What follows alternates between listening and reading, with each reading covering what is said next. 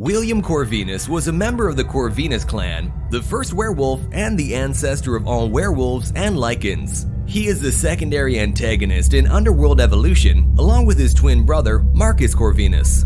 He easily kills multiple death dealer vampires at the time of his capture and is only restrained after several others overwhelm him. It is implied he killed many more with equal ease during the many centuries it took to capture him.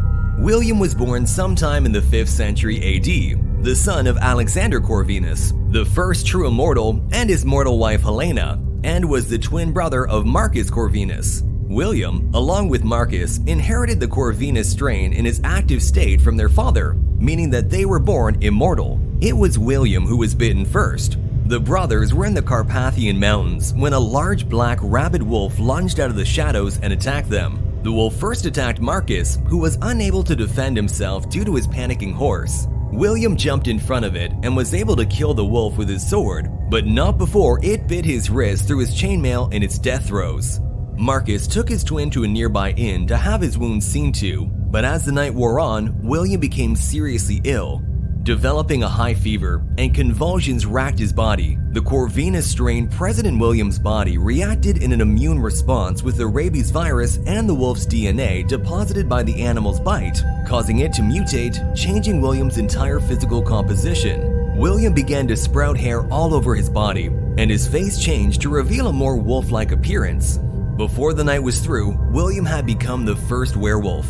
Unlike the later generations of Lycans, William was incapable of transforming back to human form. His lycanthropy virus was much more infectious than his brother's vampirism virus, even allowing his victims to transform post-mortem. Before being bitten, Marcus and William shared a bond that their father never truly saw, one so strong that even after his transformation, Marcus was the only one that William would not harm. Despite Marcus and Alexander's efforts, William's rage could not be controlled and he roamed the countryside, killing everything in sight. His lycanthropy virus spread across the land, turning hundreds of humans into savage werewolves. After being bitten by a bat, Marcus transformed into the first vampire, but even then, he still could not stop William's killing spree. Desperate to control his twin, Marcus sought out a dying warlord, Victor, and offered to make him immortal in exchange for Victor's help in finding and capturing William. Victor accepted the offer and later proceeded to infect his personal army, making them into the first death dealers, vampire warriors trained to kill werewolves in the Vampire-Werewolf War. A third prominent figure, Amelia, was made a vampire, also to help with the capture of William. Together, the vampires scoured the countryside, searching for any sign of William and destroying any of his kind that could be found. Marcus brokered a deal with Victor and Amelia, the terms of which stipulated that when William was found and subdued, he would not be killed or harmed in any way. For 600 years, William evaded capture, and the werewolf hordes continued to grow as the vampires' movements were restricted to the night. In 1202 AD, William was finally captured by death dealers after he attacked a village and infected its residents but had lingered in the surrounding area. Against Marcus's wishes, William was severely wounded while being taken into custody. This sparked an intense argument between Marcus and Victor, at which point Victor showed that the death dealers were loyal only to himself, not Marcus. Fearing for the life of his brother, Marcus reluctantly conceded to allow William to be imprisoned in a fortress far from his own reach. Marcus swore vengeance against Victor and those loyal to him, intending to find and release William someday, regardless of the consequences. Despite his resentment of Marcus's authority, Victor was nevertheless reluctant to kill William, due to Marcus having led him to believe that William's demise would bring the death of all werewolves, including the vampires' Lycan slaves, with the same rule allegedly applying to the vampires if Marcus was killed. This was in fact a clever lie told by Marcus to protect his brother's life as well as his own. But with the supernatural inclinations of the time, Victor was hardly willing to put such a theory to the test. William remained in prison for several centuries afterward. On the eve of Marcus's awakening for his century of rule, a Lycan plot to combine the vampire and werewolf bloodlines becomes evident. A captured Lycan scientist named Singe explains the plans of a powerful Lycan named Lucian under duress and is killed by a death blow from Victor. His blood seeps into Marcus's tomb and revives a slumbering vampire, making him a vampire-Lycan hybrid. Journeying to the old fortress, Marcus proceeds to release William from his dungeon. Their bond is so strong that even the crazed William recognizes Marcus and refuses to harm him. He intends to make William a hybrid as well once they escape the dungeon. However, a death dealer named Celine, accompanied by a group of soldiers loyal to Alexander Corvinus, follows Marcus to the dungeon, intending to stop William's release. William proves to be a powerful opponent despite his centuries of confinement with no blood to feed on, and he effortlessly kills and infects the cleaners. Celine battles William herself, but her guns and shurikens prove ineffective against him due to his sheer speed and strength.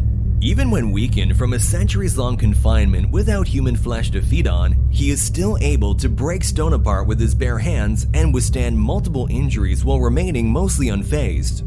A descendant to the third Corvinus son, a Lycan vampire hybrid named Michael Corvin, attempts to help her, but is initially overwhelmed. As the conflict rages on, however, Michael gains the upper hand and succeeds in slaying William, tearing the powerful werewolf's head apart with his bare hands. Marcus combats Celine and is enraged when a resurrected Michael fights and kills William. Marcus drives a wing talon through Celine, who survives due to her having previously drank of Corvinus' blood. However, Marcus is also distracted by the death of his twin at the hands of Michael and is racked by shock and grief. These emotions cause him to be temporarily stunned and off guard and give Celine her opportunity. She breaks off the tip of one of Marcus's talons and impales his head with it, before shoving him backwards into the still whirling blades of a crashed helicopter, cutting him to pieces and killing him. After fully transforming into his werewolf form, William took the appearance of a standard werewolf, except he was much larger and had white fur instead of black, indicating he was an albino. Even his eyes were white. He was large enough to tower over other werewolves, and it took multiple death dealers to finally capture him after 600 years of eluding them. Powers and abilities. As the first of the werewolf species, William was easily one of the most powerful creatures in the underworld mythos and the most powerful member of the werewolf species.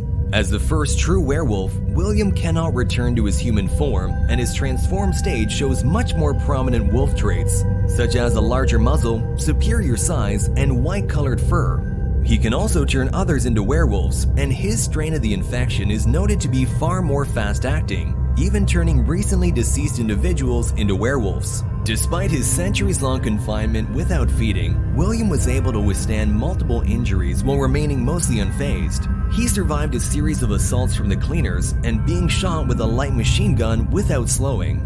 He was tough enough to withstand a greater amount of silver than his descendants. William was more powerful than his descendants are. He was strong enough to pull a chain so hard that it sends a death dealer flying toward him. He also easily kills multiple death dealer vampires at the time of his capture and is only restrained after several others overwhelm him. It is implied he killed many more with equal ease during the many centuries it took to capture him. Even when weakened from a centuries-long confinement without meat or flesh to feed on, he was still able to break stone apart with his bare hands and overpower Michael in his hybrid form on a few occasions.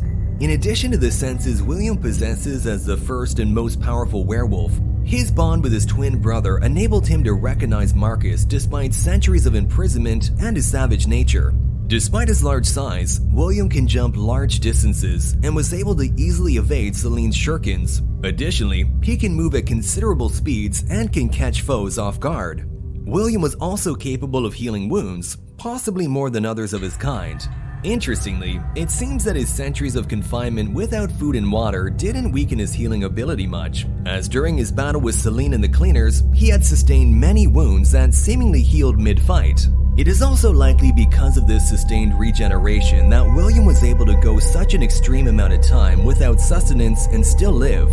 Having inherited the Corvinus strain from his father, Alexander Corvinus, and being the first true werewolf, and thus ancestor of the Lycans, William was immune to aging and disease, and his life had lasted for thousands of years, having been over 1,600 years old, like his brother Marcus.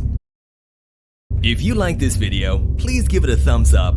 Also, don't forget to comment and give me your ideas about topics for new videos. Thank you, and we'll see you next time.